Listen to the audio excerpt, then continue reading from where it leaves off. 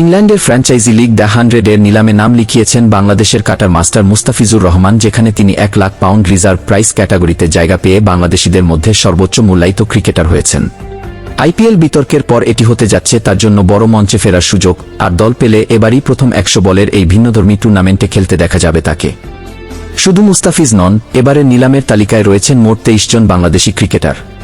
£75,000 ক্যাটাগরিতে আছেন রিশাদ হোসেন, আর £31,000 তালিকায় লিটন দাস, তাসকিন আহমেদ, মেহেদী হাসান মিরাজ, নাজমুল হোসেন শান্ত, তাওহিদ হৃদয়সহ আরও অনেক পরিচিত নাম। মোট প্রায় 1000 ক্রিকেটার অংশ নিচ্ছেন এই প্রতিযোগিতার নিলামে, যেখানে বিশ্বের বিভিন্ন দেশের তারকারা জায়গা করে নিতে লড়বেন।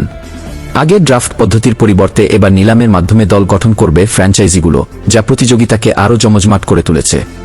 আগামী 12 মার্চ অনুষ্ঠিত হবে পুরুষদের নিলাম, আর সেদিকেই তাকিয়ে এখন বাংলাদেশি ক্রিকেট ভক্তরা। দ্য 100-এর মঞ্চে আবারও দেখা যাবে কিনা মুস্তাফিজের বিখ্যাত কাটার ম্যাজিক।